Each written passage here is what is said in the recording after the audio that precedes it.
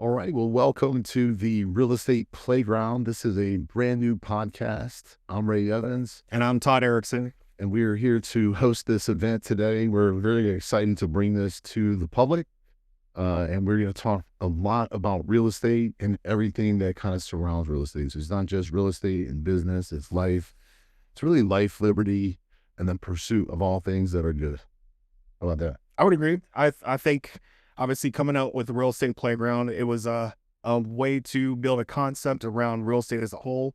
That way, over time, with additional episodes, we're able to pull everything that's within the realm of real estate together, be able to discuss it, bring in some guest speakers as well that could touch base on other things to elaborate for all listeners, whether you are a realtor, if you are someone from out of state, if you are someone that is looking to invest in real estate of your own, or you're a brand new realtor coming into the industry. This is an opportunity for us to kind of give that information out and about to everybody. And as we developed this podcast, Todd, one of the things that I just thought of as we were sitting here just speaking back and forth, we get to hear from some of you. What are some subject matter that you guys would like for us to discuss on the show? I think that would be pretty good. Get some listener feedback. So not sure who's listening right now, but someone's going to listen. Because I think that we both have a lot to say, and I think we both have some unique experiences that have brought us to this point to where we could collaborate on this brand new podcast. So I'm super excited about it. I know we talked a little bit about the subjects today, and I think we were going to talk a little bit about our real estate story and how we got into this wonderful, rewarding, challenging, and amazing business. I agree. I would probably say you first, Ray. What? Me first? Yeah, what? Why do I have to go first? I'm okay going first. I don't know why. I'm glad you put it on that test.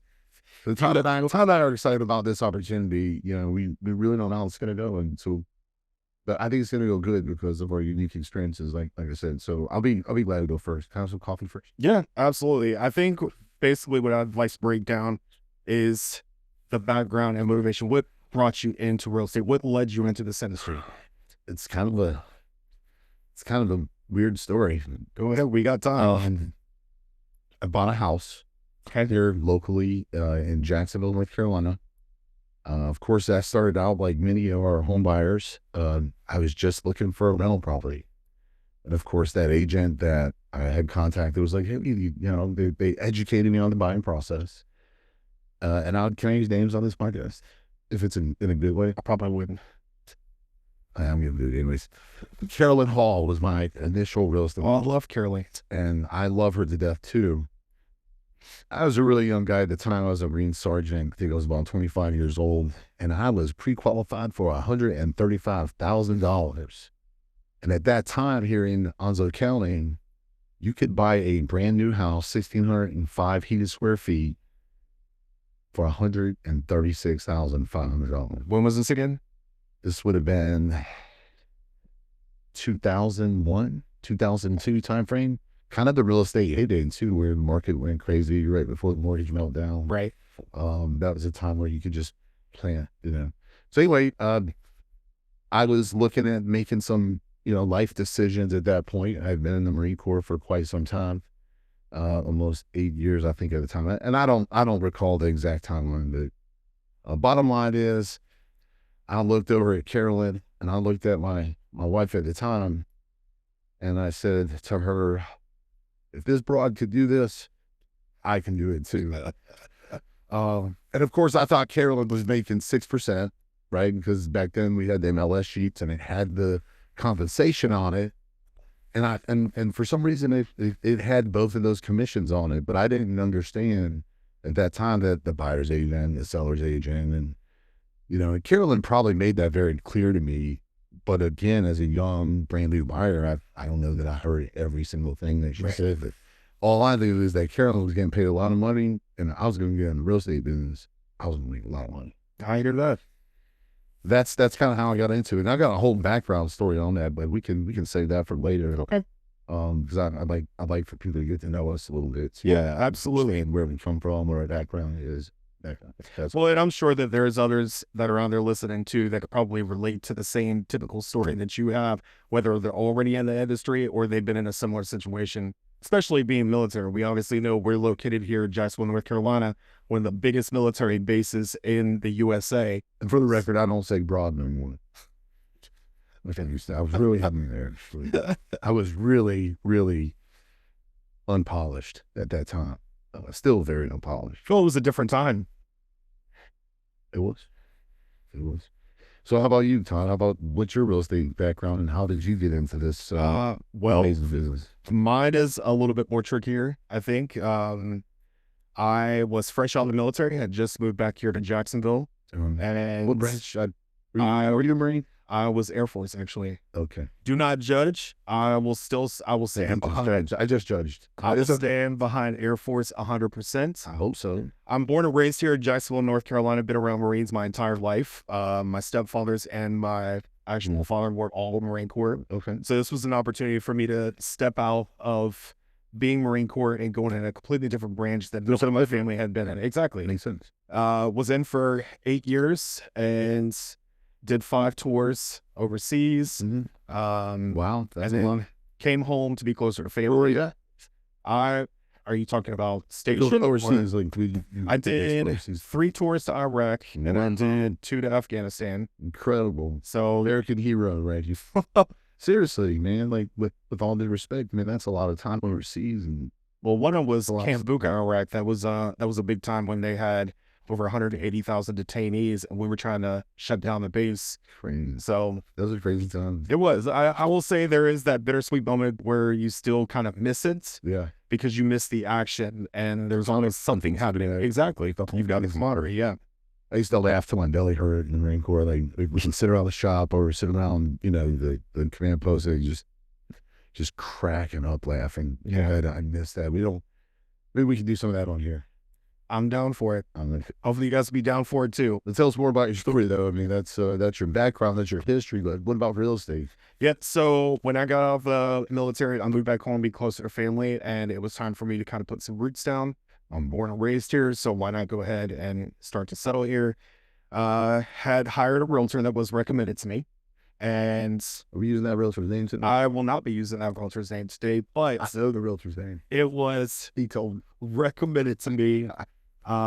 So obviously I had the utmost confidence that they were going to be able to assist me moving forward in the buying process. We went through the entire transaction as most transactions will go, search for houses, put in an offer, and then you go under contract, you close on the home. Everything seemed great for the most part. It almost turned into a bidding war, which now being in real estate, I know you don't want that. And I was As a buyer, unaware. that as a buyer. Correct. Right. So I was completely unaware of the process, and I was just like, okay, I trust you, whatever you tell me. And so bought my very first home at $117,000. Was a regular. What year was that? This was 2016. Jeez. It was a regular 3-2, 1,700 square feet. Was not aware that I was supposed to get a home inspection. My realtor never made me aware that I needed one. What was her name? I'm not putting that out there. Good try. He told me, though, right? The government maybe. told me. Yeah, he did. He told me. He said, if you guys want to know, just call me. Another big thing, too, that I didn't know until I actually got into the industry was that there were bonuses that were attached onto these commissions. And I didn't know that they were required to make us as buyers aware of what they were getting paid. But I don't think back then they were actually required to do it. It was a big deal. Every listing she showed me had a bonus. That came out, I remember when that change came out. I remember my real estate mentor is a lady, at the time her name was Sheila Pierce, now she's Sheila Knight. She was my real estate mentor. And I remember when those form changes came out, shortly after I got my license, where we then started being required to do what we're doing now. But we were required to do that in North Carolina a long time ago. Right. She may not have, and I don't know, right? She may not have had to disclose to you at that time information about those bonuses. Yeah, about the home inspection. Well, I mean, that's certainly she should have had some sort of disclosure. I will say money aside, I think the biggest thing was home inspection Because his because house. it was an okay house. It was like within my affordability. I did actually make money selling it. I stayed in it for 5 years. So even in a bad real estate deal, and I don't call it a bad real estate deal, but maybe not the greatest experience, it turned out decent, right? Like you held on to the property as a long-term investment, and Yeah, it was decent. Look, I will put it out there. I have full respect for all realtors. I do think that there are some that work harder than others. No insult to any realtors that are out there. I feel like it's all about what you make it, what you put out there. Our biggest job is skill care and due diligence to our clients and making sure that they're getting the best investment for what they're putting down. it's hard to understand that fiduciary responsibility, Absolutely. right? Like that word is generally a new concept to most realtors when they first get their license, right? Right. Let's face it. A lot of realtors get into this business because they know that you can make a ton of money. They think it's a get rich fast kind of ordeal. Unfortunately, it's You know, not from always that vanity way. training is to get rich business, Yeah. right? But not get rich quick. That was the biggest thing that got me into real estate industry was when I found out that I should have had a home inspection. I wanted to make sure that other buyers coming in to buying their first investment properties didn't make the same mistake I did. Were there some things at the property that you discovered later that Right. made you regret not having that full Absolutely. inspection? Like what kind of issues? And we're really like we got a little plan here, but we're getting way off script, and I love it because we're really talking about the transaction itself and how the transaction can be challenging. But what kind of issues did you Yeah. have in the property? I think that's important. My first house that I purchased, there was an unpermitted bonus room where they closed in a garage. It was detaching from the actual house, slab and all. They marketed it as heated square feet. They did. And funny enough, everybody knows, typically you'll put your Christmas decorations in the attic. I think there was a time I went up there to take them down. I didn't realize it when I put them up, but taking them down, I realized none of the air ducts were connected. You could see insulation sitting on the vent cover. You're like, something is amiss. Absolutely. Lauren. That's But they portrayed the entire thing as though it was heated square feet. There was no permit for the change that was I done. think that's an inexperienced agent. What kind of firm was that agent at? I have a question about that because I'm going to shamelessly plug our firm, and They were at a franchise from what franchise? I'm not going to put that out there. Though But it was not kind of actually. No, and the thing is to also remember as well that this was years ago. This was before COVID. This was I don't I don't know. I feel like it's been a good 8-9 years since that happened. But I've learned a ton from that. How Carrie? Obviously, I have moved into a much larger home. I was a lot smarter this time around at what I was doing. I actually moved into one of my own listings that I was listing. Uh-oh. So, no, it was great. Did you conduct it properly? I did. I did. You were not at this firm. I was not. No. Because there's a lot of stuff. But I sell some of my own listings too, and there's a lot of things you got to do. Absolutely. Like knowing you, I bet you did it exactly the way you're supposed to do. Just knowing you and knowing that you've been here with us now for how long? I've been here for 2 years now. So you've been here for 2 years, and I have not had anything negative of any of your transactions. Because I'm very good at what I do. Ouch. Yikes. What makes you so good at it? I try to make sure that I put my clients before myself. Which is your Which is what? fiduciary responsibility, right? Of course. And it's a hard concept. It's them before me, right? It is. Because the biggest thing that I take away from it is when you give them everything that you have, the due diligence, you've done your job correctly, they're more apt to recommend you and refer you out. And then your business is built off of referrals. Yeah. And that's a big thing that I work off of right now is all of my referrals. Are you a salesperson? What? Are you a salesperson? We're all sales. Oh, right, good. I just wanted. But that's Where you going with this? Well, I was going to tell a little bit about my background as a salesperson and some of the things that helped me get to where I'm at. But as a salesperson, it's even more difficult, I think. Well, I don't think so anymore because of the experiences that I've had in the real estate business. But I think as a salesperson, it's a fine line between looking out for you and your own personal sales and your income and all those kind of things, Right. and putting your client first. But what I have discovered is that the money will flow to you if you just do what's right for the people that you represent. I agree. The money will flow to you. The referrals will flow. The karma is good. I have been very fortunate in my career. In almost a career that has spanned almost 20 years right now. I don't have much E&O claims, and none ever against me. Knock on wood, okay? Because I've probably had my rear end hanging over the wire a few times. I think there's a lot of us that have. Because those things happen in this industry, and unfortunately, only things that cost us money. And I'm not saying that there hasn't been some things that have cost me some money, and I've had to make some problems go away by paying some people off. I'm just kidding. I'm just saying, I had to make some concessions on my end to make sure that my client was happy, because again, we're trying to put them before. Yeah, you have to spend money to make money. Sometimes you do. Sometimes you. Yeah, But you will learn. Unfortunately, this is one of those industries too that when you learn, sometimes it costs money. But you'll only probably do that once. It's like touching a really hot stove if you know. Look, and honestly, that's a great episode that we can bring in as well. There's so much. Absolutely, the biggest mistakes made across. Look, I have not personally had to make any of those, but I have heard the scary stories that come across. I think there was one. It really just depends on how you word everything, and they didn't put in a specific type of appliance. And before I knew it, that realtor was having to buy a brand new refrigerator for this client because it was not stated properly. Wow.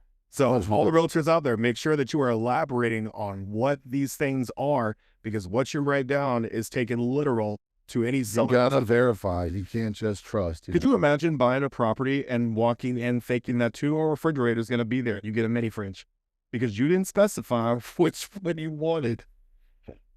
Yeah, I've been pissed. Yeah. Irritated, maybe not angry, but I mean, you could probably fit a 6-pack in there, I'm sure, but that's only going to get you through, what, a day? 2 days? I don't know. How long does it take you to drink a 6-pack? I don't drink 6-packs. I have the 6-pack. I'm drinking that. There's not a 6-pack, bro.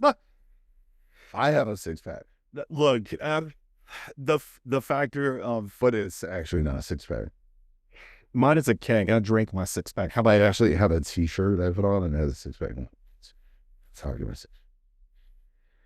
All right, so I would just say, from everything that we've spoken about so far today, how do you feel about real estate today? Now that you've been in it for a while, how do you feel? I have a really dysfunctional relationship with the real estate business. Do you love it? I love it. I love it. It's a love-hate relationship, right? I don't hate it. It's complicated. I could actually agree with you that I would say that real estate is a complicated relationship. And here's the thing about the real estate business, right?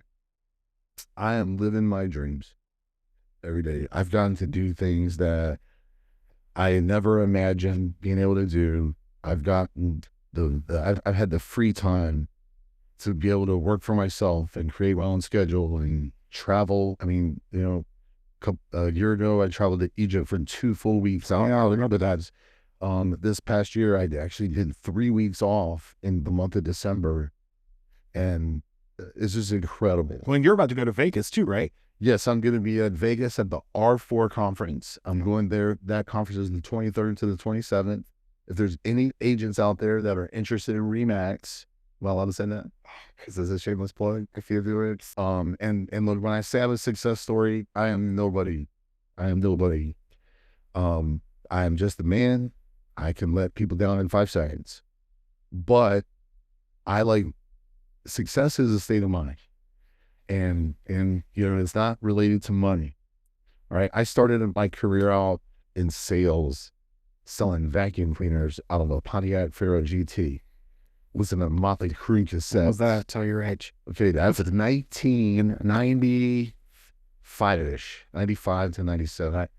I think I joined the Marine Corps in 1997, and I did sales for 2 years before I joined the Marine Corps. I won't tell you where I was in that time. Okay. Where were you? I was in middle school. Well, listen, while you were in middle school, I was having a great sales trainer. He was a master salesperson. The guy was named Paul Panagopoulos. I give him so much credit and influence for influence in my life and my ability to be able to sell for a living. Paul trained us. Paul at the time, like it's so weird how this all goes together. Paul owned a vacuum distributorship, and he sold. We probably moved about 50 to 100 machines a month out of that office between me and some other sales guys, right? I can't remember how many guys, but I was selling 15 to 20 machines a month on good months. Right. Bad month, I'd sell 10 machines. But Paul owned a beautiful home. He owned a plaza. He owned a vacuum store, which he serviced the units, right? So he had like a one-stop shop. But he had, that vacuum store. So he had a telemarketing department in that store where he got leads for us.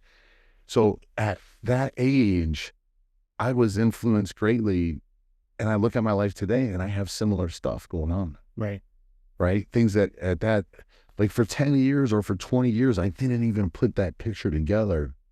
But after 10 years in the Marines and going to professional and military education, corporal's course, sergeant's course, staff academy, which by the way, I was so mad when they said to get corporal's course. I did not want to go, but they had a quota.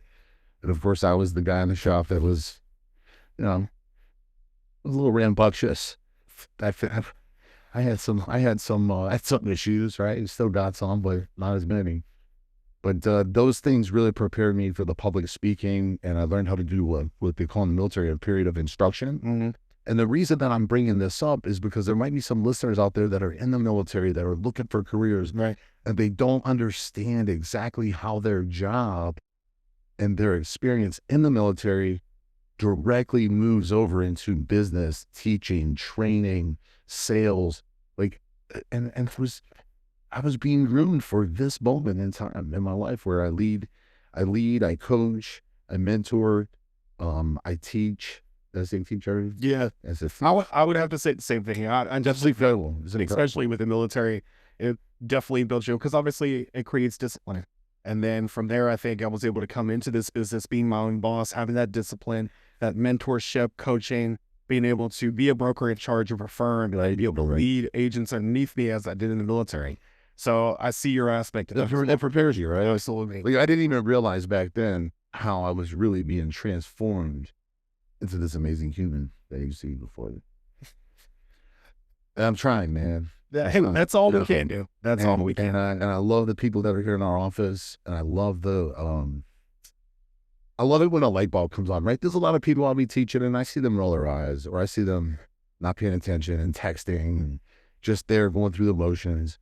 But when you get a person and the light bulb comes on, and you watch their sales take off, and you watch their career grow, for me, that when we talked about the relationship being complicated with me and the real estate business, that's the part that I love. Right. And we won't talk about the parts that I don't love because those are private. Yeah, that's okay. And those are my own struggles. But I cry at night. But I also laugh at night. But I also laugh at night. That's a good thing. And I laugh. I will say I cry more than I laugh. I laugh and I smile way more than I cry about it. Good. And so, we can make excuses or we can make sales, and we can make solutions. And I think that's what we do the best here with the group that we've assembled over the last 7 years. That, right. And I've had to take steps forward and I've had to take steps back, and but we're moving forward at a pretty decent pace right now. And I'm super thankful for it. I'm thankful to be here with you. Like I said earlier, same. I appreciate it. This is a motley crew right here. Like, this is two people that 10 years ago, we would never probably be willing to sit in the same room together. But now, we have become friends. Yep. Is that a fair word to use? Yeah, I would say that. You give me a hard time in my classes. I do. But I give you a hard time right back. Absolutely. And it works, man. Because I think that's why this dynamic duo at the real estate play. Well, we're going to find out how many episodes. Are you finished? Do you have the rest of your back on that? Did you finish your? No, I mean, I'm long-winded. I'll talk forever. Like, that's my thing, dude. I like to talk. Get it all out now. This is my grandpa used to talk about it. So watch out for episode number 2. Biggest thing I'd like to put out there, I think, is I love real estate. I do. No matter what I do, what I venture off into as side jobs, somehow I always end up coming right back to real estate. This is my home. This is my heart. I feel like Right, helping tell you. people is what I love to do. That's ultimately my biggest thing is everyone invests in real estate because they want the American dream. And I want to be a part of that and be able to help them do that. That's the biggest benefit as Americans that we have. They seriously. So what I would say with that is to leave you guys on the end of this episode is that we hope you guys got an opportunity and a chance to get to know us. We hope that you'll continue listening to further episodes. I would say if you guys liked what we had to say, stay tuned for the next one. Share, subscribe. When would you say that we're going to be dropping episodes, Ray? I think, dude, I'm down to do this weekly. This is actually, dude, this is way better than therapy for me. And I don't even have to pay $90 for an hour of it. This is perfect. I love it.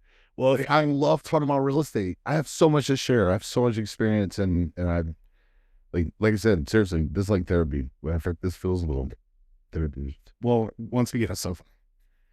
But I will say, if you like what you heard today, stay tuned for the next episode. We're going to try and release them every Monday, weekly. So stay tuned, and we will see you guys again on the Real Estate Playground. Weekly podcast, all things real estate playground.